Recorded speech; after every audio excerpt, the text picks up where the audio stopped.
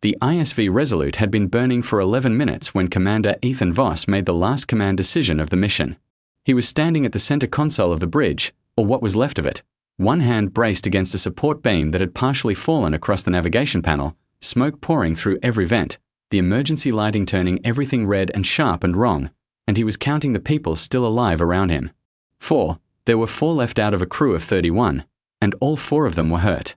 He did not yell, did not make a speech, did not waste a single second that any of them could not afford to lose. He pointed to the escape pods and he moved. Specialist Rye kept saying she was fine. She was not fine. There was a deep cut across her ribs that had already soaked through her uniform twice, and Voss did not argue with her. He simply took her by the arm and walked her to the nearest pod and pushed her inside and sealed the door and moved on. Technician Dawes had a broken arm, left side, and was still trying to read a dead console with his right hand. Voss put a hand on his shoulder, steered him to the second pod, strapped him in one-handed, sealed the door. The last 2 crew members were already moving on their own, already frightened enough to need no direction. He sealed them in and stepped back and watched all 3 pods fire away into the dark.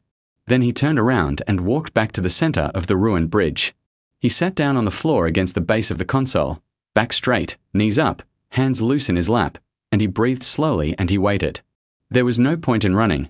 The Valkyrie ships were already in tight formation around the Resolute.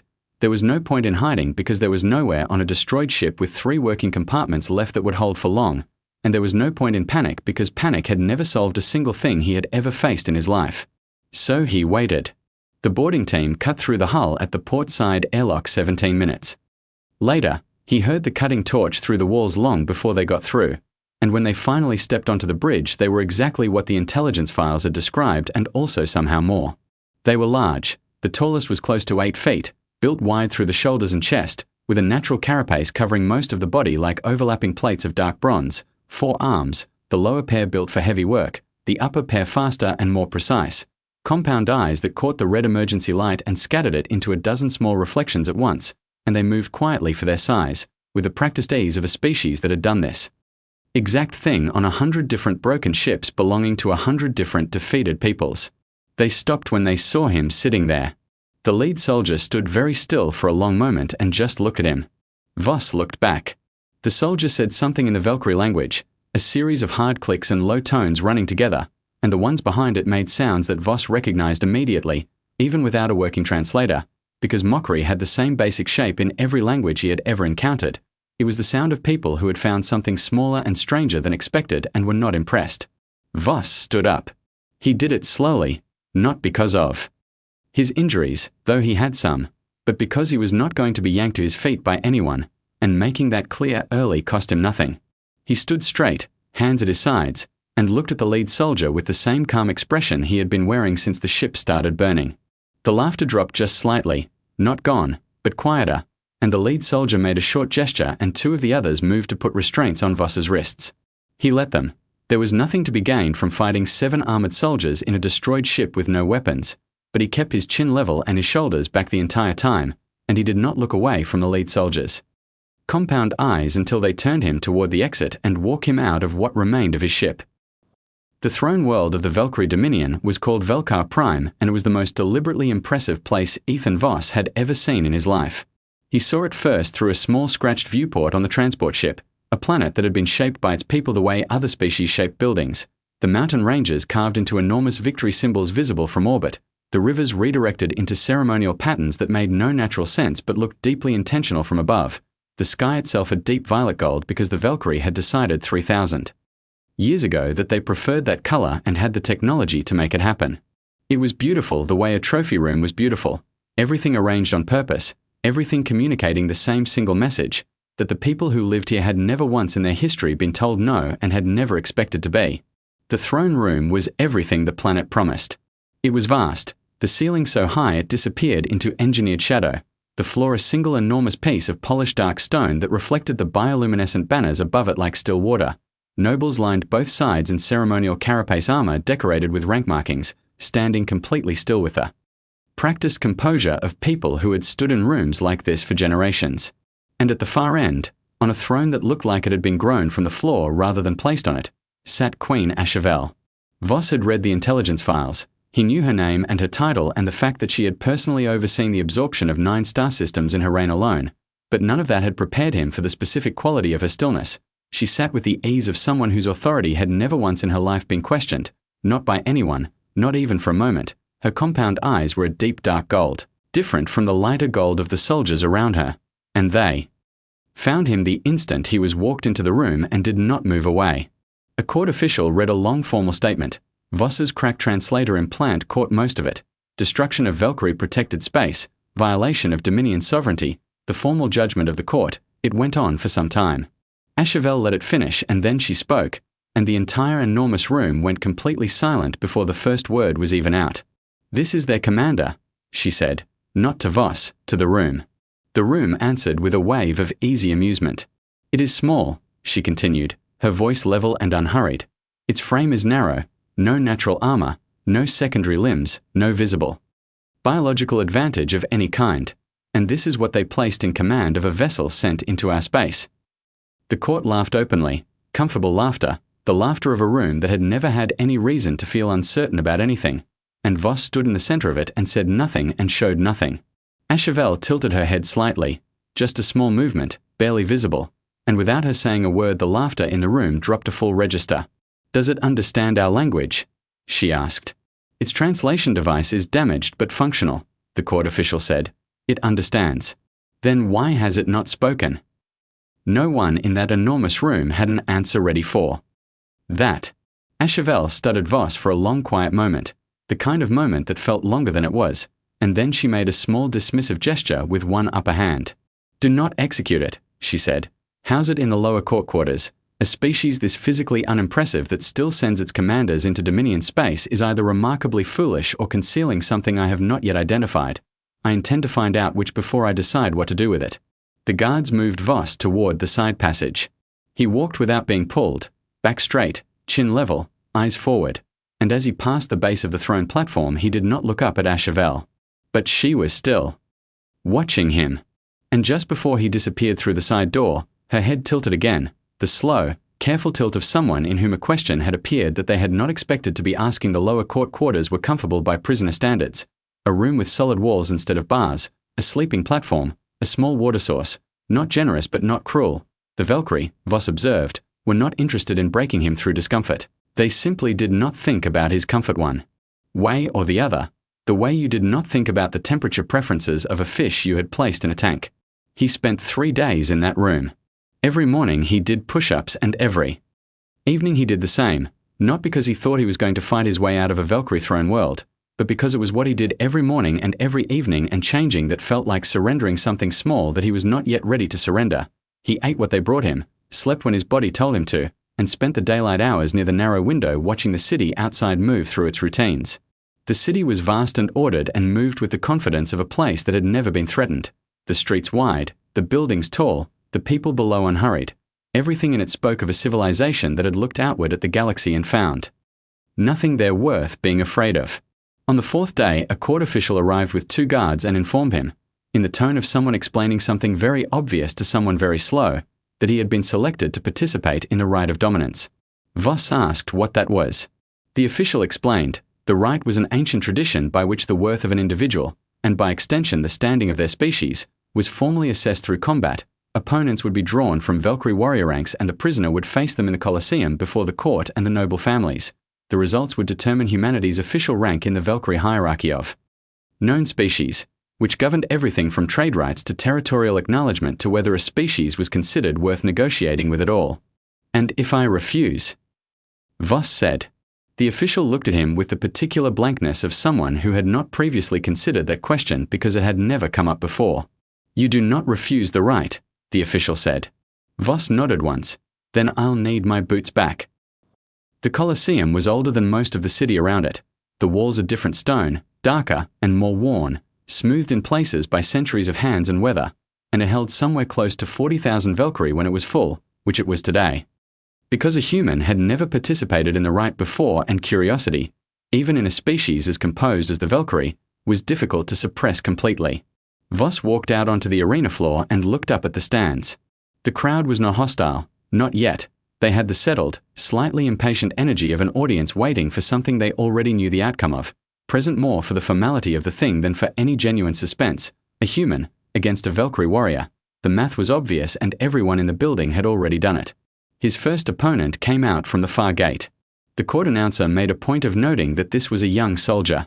A concession to fairness, the announcer implied, given the obvious physical gap, but young by Valkyrie standards meant 6 feet and 8 inches of natural bronze carapace, 4 arms built for combat, compound eyes that tracked movement the way a hawk tracked a field mouse, and a training record that the announcer read out with unconcealed pride. The crowd's laughter when the matchup was confirmed was not mean. It was easy, relaxed, the laugh of a room that was already thinking about what came after. The tone sounded and the young soldier moved and the crowd leaned forward. And then the crowd stopped laughing. Because Voss did not do what they expected.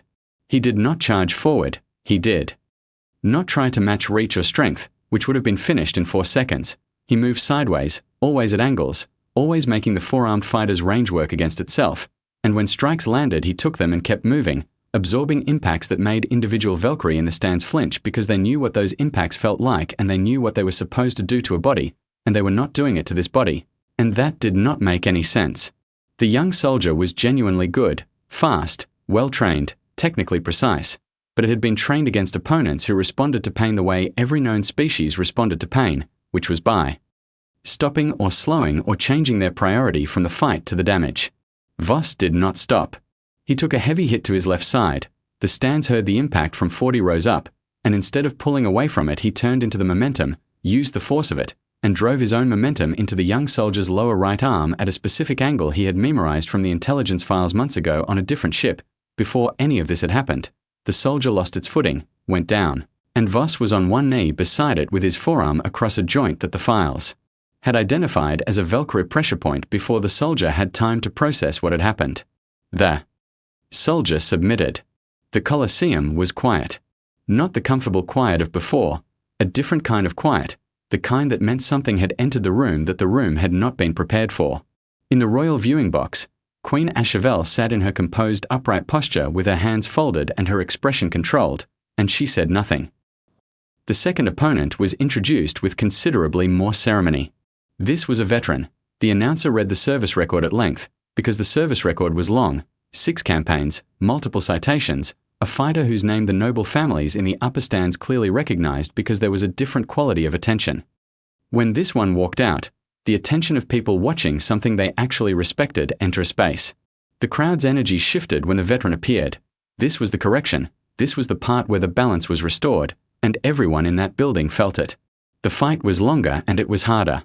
Voss was already damaged from the first match. The left side was noisy in a way he had to consciously work around, and the veteran was a different kind of opponent, slower than the young soldier but much harder to read, patient in a way that created problems rather than chased them, waiting for openings instead of forcing them and never once committing to a line of attack it was not certain about. He took more damage in this fight. A hit to the shoulder made his left arm slow and unreliable from the second minute onward.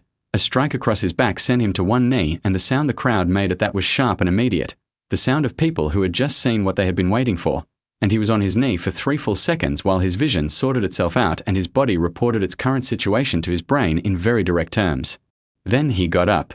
He got up the way he always got up, not fast, not dramatic, no defiant gesture or expression for the crowd, just steady and deliberate, like getting up was a thing he had decided to do and was now in the process of doing, and something about the specific quality of that movement changed the sound in the stands again, shifted it into something he could feel in his chest even from the arena floor.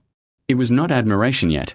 It was something that came before admiration, the sound of a very large number of people revising a calculation they had thought was settled.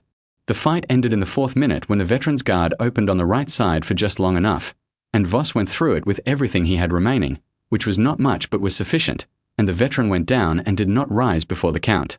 Voss stood in the center of the arena. He was bleeding. From his forehead, where a strike had opened the skin above his eye, his left arm was working at maybe 60%. His breathing was careful and deliberate because his ribs had opinions about deep breaths, but he was standing, and his chin was level, and he was looking up at the stands the way he had looked at the lead soldier on his burning ship, with the same calm brown eyes and the same expression that was not defiance and not performance but simply the face of someone who was still present and intended to remain so. The Colosseum was almost completely silent. In the royal viewing box, Ashevelle had leaned forward at some point during the second fight. no one in her court could have said exactly when, and she had not leaned back. She turned to the senior advisor at her right side and said something quietly, so quietly that no one nearby could hear the words, and the advisor's response was visible only as a small uncertain movement of the head, the movement of someone who had been asked a question they did not have an answer for. Later, much later, when diplomatic archives were shared between the two civilizations, a recording device that intelligence services had long ago installed in the royal viewing box would be recovered, and the words HFY said to her advisor in that quiet moment would be transcribed and distributed and eventually taught in schools on both worlds. "Why does it not stop when it bleeds?" she had said. And her advisor had said nothing, because her advisor did not know. HFY turned back to the arena and looked at Voss for a long moment with an expression that her court had very rarely seen on her face. It was not respect, not yet. It was the thing that came before respect, the crack that appeared in certainty when the world declined to behave the way certainty had predicted. She made a gesture to the official below. "That is enough for today," she said. "Return the human to its quarters, and do not touch those wounds. I want to see how quickly it heals." She stood before anyone else and the box moved, which was the signal that the session was finished, and she walked to the back of the box without looking at the arena again. But before she stepped through the exit, just briefly, she stopped. She did not turn around. She simply stood still for a moment, as if something had caught her mid-step, some thought or question that had not finished forming yet, and then she walked out. Nobody in the box remarked on it. But the senior advisor watched the empty arena for a long time after she was gone, and the expression on his face was one that had not been there before this afternoon, which was the expression of someone who had just quietly begun to wonder whether the category they had placed something in was large enough to hold it. The summons came 2 evenings after the arena, with no warning and no explanation, just a guard at the door and a gesture that meant follow, and Voss followed. The route was different from any corridor he had walked before on this planet, quieter, the walls smoother, the lighting warmer and lower, the part of the palace where the architecture stopped trying to announce itself and started trying to be livable, and the room he was brought to at the end of it was clearly a working space, not a ceremonial one, a large table covered in documents and holographic displays, shelves of bound records lining 2 walls in the Valkyrie style, a wide window that looked out over the palace gardens where something with pale blue petals was blooming in long organized rows. Queen HFY was already in the room, standing at the window with her back to him and her hands clasped behind her. There were no guards inside the room. Voss noticed that immediately and filed it away without showing anything on his face. He stood near the door and waited while she stayed at the window, looking out at the garden, in no apparent hurry, and he thought, not for the first time, that this was a person who was very comfortable making other people wait. "Your injuries are healing," she said, still looking at the garden, not a question. "Well enough," Voss said. She turned then and crossed the room to the table and sat on the edge of it, not in the composed formal posture of the throne, but something more direct, less staged, looking at him with those dark gold compound eyes with the kind of open, focused attention that did not pretend to be anything other than what it was. "Sit," she said. He sat. "I have reviewed what information we have on your species," she said. "It is not extensive. Your people have been in space for less than 200 years. Your territory is small. Your military is limited by any standard that would matter in this part of the galaxy." She set a small flat device on the table between them. "And yet when I review the events of the past, for days I cannot make the data fit the profile I had assigned your species, so I am going to ask you questions and you are going to answer them honestly, because you are an intelligent person and you understand that honesty is the only thing you have to offer me right now that I do not already have access to." Voss looked at the device, recording, obviously, and then he looked at her. "Ask," he said. She looked at him for a moment, as if she was checking something, confirming that the directness was genuine and not performance, and then she asked, "How do you tolerate pain at that level?" she said. "In the arena, the damage you absorbed in the second match alone should have been sufficient to end your capacity to continue fighting. Our medical staff reviewed the footage and their consensus is that you should have stopped. Why didn't you?" Voss was quiet for a moment, not because he did not know the answer, but because the answer was larger than a sentence and he was trying to find where the edge of it was. "I don't think I can explain it as a biology question," he said. "It's not that I don't feel it. I feel it the same as anyone. It's more that pain is information. It tells you what is happening to your body. It does not tell you what to do next. And I decided a long time ago that I was the one who got to decide what happened next, not the pain." HFY was quiet for a moment. "That is a choice your body allows you to make," she said. "It's a choice my history allows me to make," Voss said. The body resists, the mind overrides. But the reason the mind can override is because humans have been doing it for a very long time and it gets passed down in ways that go deeper than teaching. Explain that. And Voss explained.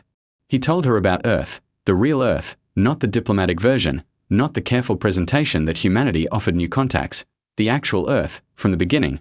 He told her about the ice ages that had come and reduced the human population to small desperate clusters at the edges of the last habitable land, where staying alive required a level of daily effort that most modern humans could not fully imagine. He told her about the diseases, the ones that had crossed continents and killed half the people on them in years instead of decades, that had moved through populations so fast that the living could not keep pace with burying the dead. He told her about the famines and the floods and the years when volcanic events blocked the sun for long enough that crops failed across entire regions and populations starved. He told her about the wars, the ones fought with metal and fire and nothing more sophisticated. Wars that had killed tens of millions of people in single decades on a single small planet that had nowhere else to go. He told her about the moments when the human species had come so close to the edge of extinction that a few thousand individuals scattered across a shrinking habitable zone were all that remained of everything that had come before. And he told her that humanity had come through every single one of those things. Not because humans were the physically stronger species. They were not even close. Not because they were the fastest or best armored or most biologically suited to survive the conditions they faced. They were none of those things. But because in the long and genuinely terrible process of surviving everything that the planet and their climate and history had thrown at them, humans had built into themselves something that no biological advantage could fully replace. What? HFY said. Her voice was quieter than it had been at the start of the conversation. She had not moved from the table's edge, but something in her posture had changed. Some degree of the composed control had come down without her seeming to notice it. A refusal to accept that it's over, Voss said. Not just as individuals. Individual stubbornness is common enough, but as a shared memory that goes into every person before they're old enough to understand it. Every human alive carries a specific kind of knowledge, which is that things have been this bad before, many times, in many forms, and we are still here. It becomes the answer to every hard question the world asks you. How bad is it? Very bad. Are we going to survive it? Yes. How do you know? Because we always have. The room was very quiet. HFY had stopped looking at the recording device. She was looking at Voss with an expression he did not have a precise reference for, something that was moving behind those dark gold eyes that she had not fully chosen to show him but had not fully managed to keep back either. Your people were nearly destroyed many times, she said. It was not a question. It was the first part of a thought she was working through out loud. Many times, yes. And they remember this. They build monuments to it, Voss said. They write the stories down and they teach them to their children before they teach them almost anything else, not to frighten them, but so that they know what they are descended from, so that when the world gets hard they have a reference point that says, this has been hard before, and the people who came before you chose to keep going, and here you are because of that choice. HFY stood up from the table and walked back to the window. She stood with her hands at her sides now, not clasped, looking out at the garden in a different way than she had been looking at it before, and the silence that followed was long enough that the blue-petaled plants outside shifted slightly in the wind before she spoke again. The Valkyrie have never been nearly destroyed, she said. It was not a boast. The tone was entirely different from any boast. It was the sound of someone saying a thing they had always known and only now hearing it differently. I know, Voss said. You think that is a weakness. I think it means you have never had to find out what you are made of when everything is gone, Voss said. That is not an insult. It is just a different kind of life. The Valkyrie became great through winning. Humans became what they are through losing and refusing to accept what losing meant. She was quiet for a long time. The garden outside was still, just the slow movement of petals in the wind, and the faraway sound of the city going about its enormous confident life. Then she asked the question he had understood from the beginning of this conversation was the one underneath all the others. Why are you still standing straight? She said, and this time there was nothing formal about the question, no court composure in it, just a person asking another person something they genuinely wanted to understand. You are a prisoner on my world. Your ship is destroyed. Your crew is gone. Your mission has failed by every measure. Why do you carry yourself the way you carry yourself? Voss looked at her for a moment. Because how you carry yourself when everything is against you is the only thing that is completely yours, he said. Everything else can be taken. The ship, the crew, the mission, the freedom. But how you stand is yours. No one can reach that. and I was taught that a long time ago by someone who had lost more than I have ever lost and still walked into every room like they owned the floor they were standing on. HFY turned from the window and looked at him. And just for a moment, brief and unguarded and almost immediately controlled, something moved across her face that was not the careful studied stillness of a queen, something that looked, if he was reading the unfamiliar features right, almost like recognition, the specific look of someone hearing a thing they already knew but had not had words for until this moment. She dismissed him. Shortly after, politely, which was new, and he was walked back through the quiet corridors to his quarters by a guard who moved at a more considerate pace than usual, which he noted without commenting on. HFY stayed at the window for a long time after the room was empty. Somewhere past midnight, she sent a message to the Royal Archive requesting the full unedited historical record of human civilization, all of it, from the earliest documentation forward, including all conflict records and all extinction-level event files and all survival documentation. The archivist who received the request at that hour noted the time and said nothing about it, because noting things about the queens. Requests and saying nothing was a skill that archivists on Velkar Prime developed early and kept for life. HFY did not sleep that night. She read nobody expected the Vreth to reach Velkar Prime. That was the simple and terrible truth sitting at the center of everything that happened on the night of the attack. The Valkyrie defensive perimeter was the most sophisticated in this region of the galaxy and had held without a single failure for 300 years, and the Vreth were a known threat at the galaxy's outer edges, but they were not supposed to be here, not this deep, not yet, and the certainty of that had made the perimeter's defenders slightly less vigilant than they should have been, the way the certainty of safety always did. The first sign was a cascade failure in the outer orbital defense grid, 3 stations going dark in 4 minutes, and then the second ring of stations, and then the third, and by the time the Palace War Room had stopped arguing about sensor errors and accepted what was actually happening, the Vreth landing ships were already through the atmosphere and coming down over the western districts of the capital. The Vreth were not a species in any conventional sense of the word. They were a swarm intelligence, one distributed mind spread across billions of individual bodies that ranged in size from roughly human size to considerably larger, all of them moving with the same single tireless purpose, which was to consume everything in front of them and expand.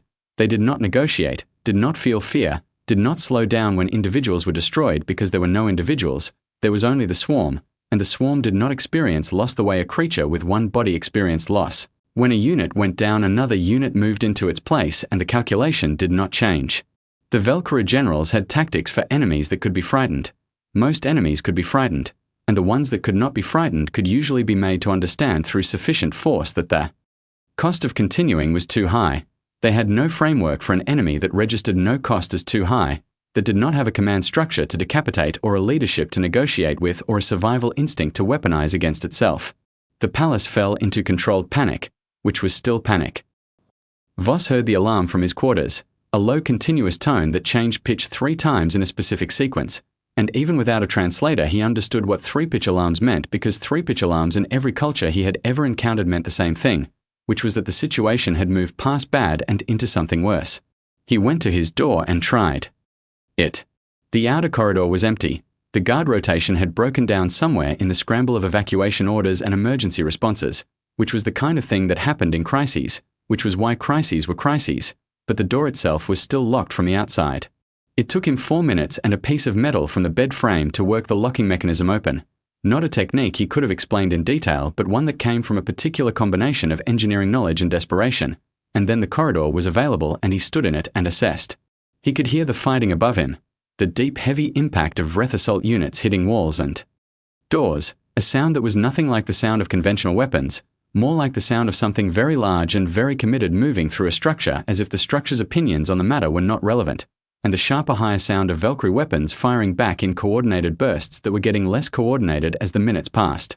He knew roughly where the throne room was. The route from the private meeting room 3 days ago was still clear in his memory, and he knew the fighting was somewhere between him and there, and he stood in the empty corridor for 5 full seconds and made a decision. He was going up. The route took 11 minutes and cost him a cut along his left forearm from a piece of shrapnel that had come through a wall at the wrong moment. He picked up a blade from a fallen Valkyrie guard in the second corridor, a short heavy blade wrong for his hand size but workable, and he moved through the smoke and the noise with his back to the walls and his eyes forward and his breathing deliberate. The throne room doors were open. Blown open was more accurate, the left door hanging from one hinge, the frame cracked, and the inside was barely recognizable as the same room he had stood in 4 days ago. The beautiful dark stone floor was cracked and smoking in 3 places. The bioluminescent banners were gone. The high engineered shadow of the ceiling was lit now by fire coming through the wrecked section of the roof on the east side. The decorative pillars along both walls had taken damage. 2 of them collapsed entirely. And on the floor there were Valkyrie guards, and they were not moving. 6 Vreth assault units were moving through the room toward the far end, each one roughly the size of a large Valkyrie soldier but built entirely differently.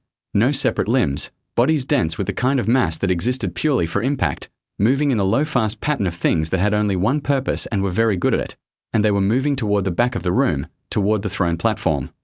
Where there was movement behind the overturned throne that meant someone was still alive back there. Voss looked at 6 Vreth assault units and a borrowed blade and made the second decision. He went in. What happened next was not what the accounts written years later made it into. It was not a display of skill or strength. He was not larger than them, not faster than them on a straight line, and not better armed. It was ugly and it was loud and he made mistakes and the mistakes cost him blood. But the Vreth were built for direct force and he had spent the last 4 days being very thoroughly reminded that direct force was not his advantage, so he did not try to meet them with it. He used the room, the broken pillars for cover, the smoke for concealment, the angles that the throne platform and the fallen doors and the collapsed ceiling created. He used the way the swarm tracked movement and the half-second delay in their course corrections when a target changed direction unexpectedly, and he hit them in the specific places the intelligence files had identified as vulnerable in Vreth physiology.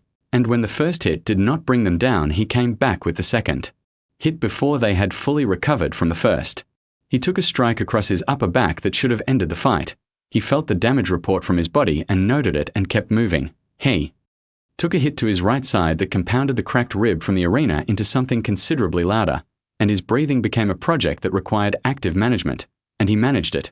1 went down, and another, and the third he drove into a broken pillar with enough force that the structure finished the work. And then the remaining 3 turned on him with the full coordinated attention of the swarm, and the next 3 minutes were the hardest 3 minutes of a life that had not been short on hard minutes.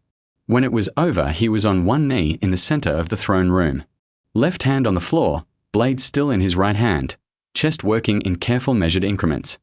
Because his ribs would not allow anything less careful, and the 6 Vreth assault units were not getting up.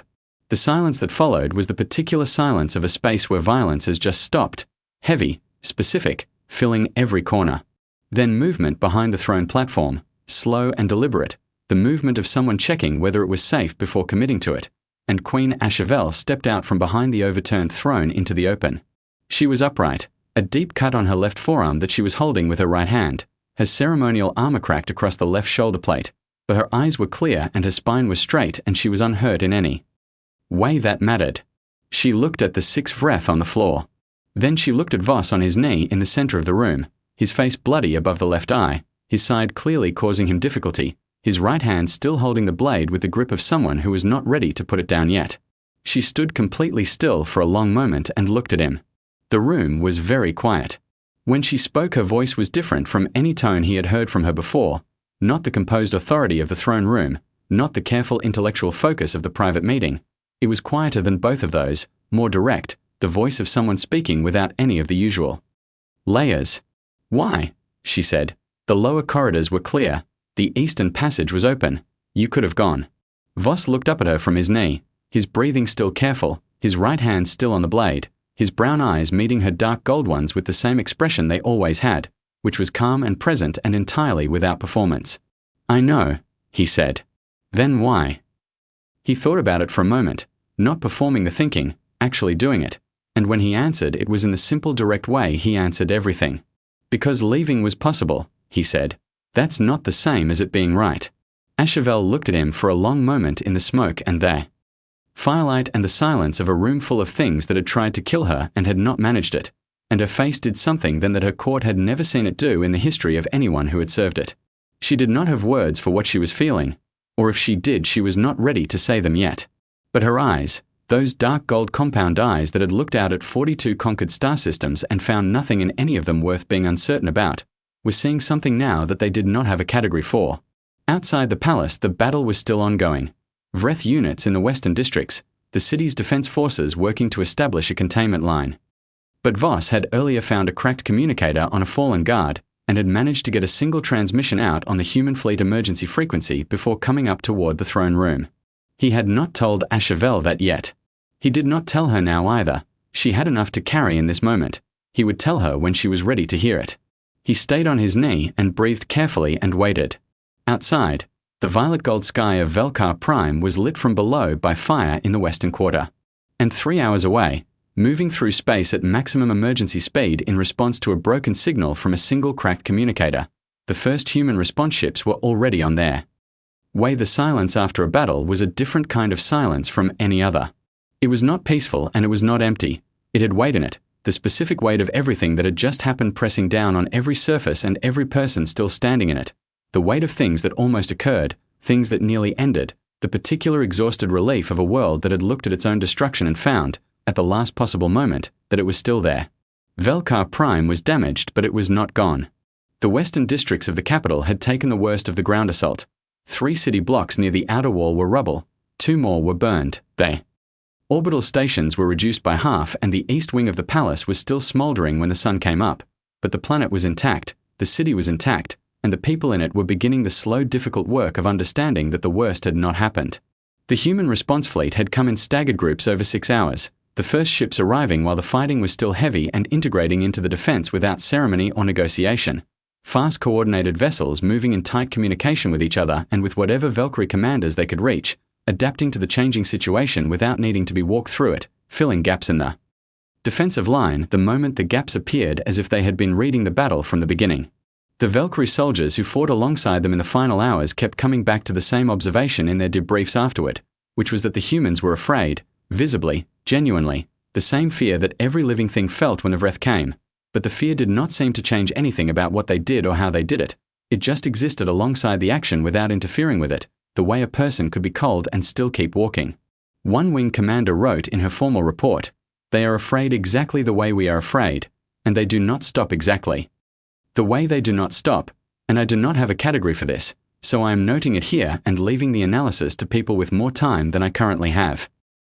The temporary medical station had been set up in the palace's south hall, a long room with high windows that had been cleared of its normal furnishings and filled with equipment brought down from the human ships and supplemented with Valkyrie medical supplies. And Voss was sitting on a low bench near the far wall being worked on by a medic named Torres, who had the particular focused calm of someone who had been awake for 22 hours and was not going to let that be anyone's problem but her own. 2 cracked ribs wrapped. The shoulder addressed, the cut above his eye cleaned and closed, the cut on his forearm from the corridor treated. Torres had made a list and was working through it with methodical efficiency and the occasional quiet comment in a tone that communicated professional concern without veering into alarm. Voss was sitting still and letting her work and looking at the hall around him. Human and Valkyrie medical staff moving alongside each other without friction, the coordination imperfect but functional. 2 groups of people who had never worked together before finding the shape of it in real time because the situation required it and neither group was willing to let the situation not be met. He did not hear HFY come in. He looked up and she was already across the room, standing at the entrance to the hall, and she was looking at him.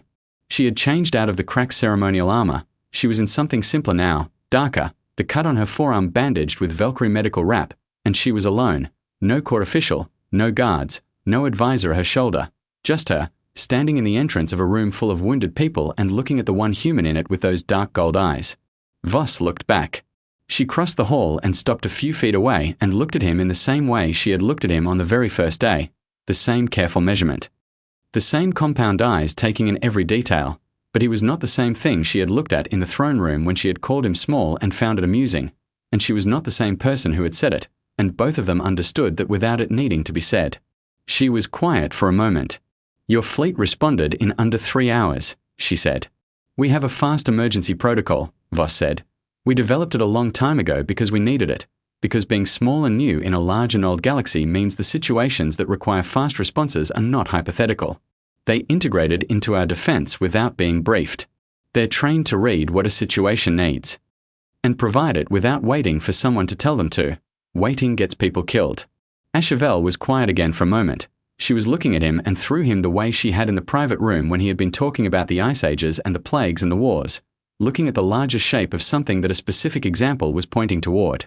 "I owe you a direct acknowledgement," she said, and her voice had changed, shed some of the composed control it usually carried.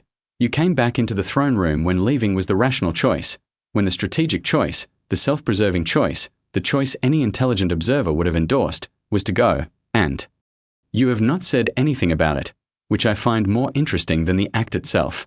There's nothing to say about it, Voss said. In my experience, there is always something to say about things like that, usually at considerable length, and usually by the person who did it. I didn't do it to have something to say, Voss said. I did it because it needed doing and I was the one who could do it. That's the whole story.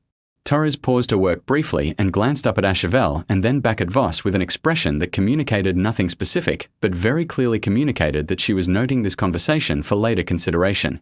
HFY sat down on the bench across from him, a thing that in the ordinary structure of Valkyrie court life simply did not occur. A queen of 42 star systems did not sit on a medical bench across from a prisoner in a temporary hall, but she sat down and folded her hands in her lap and looked at him directly and said what she had come to say. I misjudged you, she said. Not just you, your entire species. I looked at the physical data and I built a category and I placed humanity inside it and I never questioned the category because the data seemed sufficient. That was a methodological error and I do not make those lightly. It's an easy mistake, Voss said. We look like a good bet to underestimate. Small. Young, recently arrived, nothing obvious to recommend us to anyone looking at the surface. The data isn't wrong, it's just not the whole picture. You are being more generous about my error than it deserves. I'm not being generous, he said. I'm being accurate, and accurate is more useful to you right now than generous. She looked at him for a moment, and something that might have been the beginning of something like warmth moved briefly across her features, quiet and controlled but present. I am going to make a request, she said. I want you to understand the word I am using, not a demand, not a condition, not a directive from the Dominion to a lesser power, a request, which I am making because it is what the situation warrants and because it is the right way to begin what I am proposing. I'm listening, Voss said. I want a formal diplomatic relationship between the Dominion and humanity, she said, not a treaty of convenience that lasts until one side calculates an advantage, not an arrangement that exists only because one party is currently too damaged to enforce other terms, a real alliance, the kind built on actual understanding, the kind that holds because both sides have taken the time to know what they are dealing with. I want to understand your people the way I did not understand them before. This week, and I want that understanding to be mutual. Voss looked at her for a moment. You know I can't commit to that, he said. I'm a commander. That decision goes up several levels above my rank and involves people who weren't in this room this week. I know, she said, but you will carry the request and you will tell them what you saw here and they will listen to you.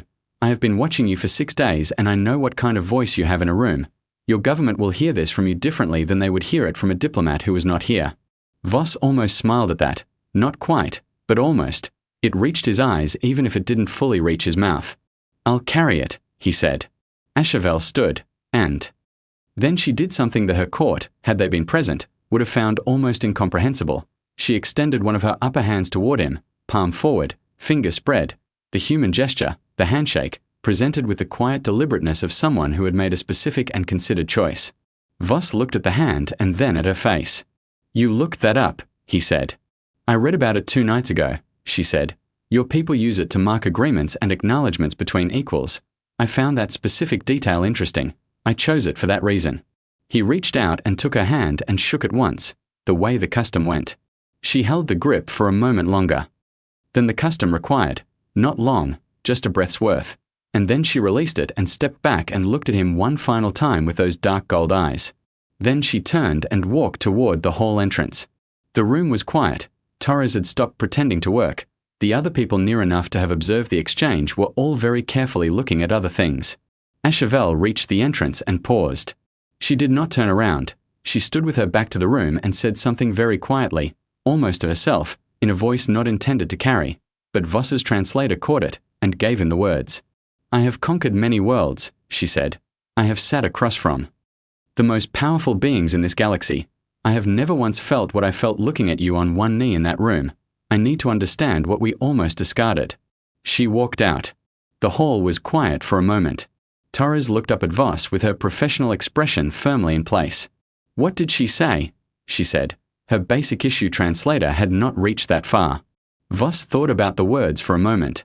She said she wants to understand us better, he said. Torres nodded and went back to work.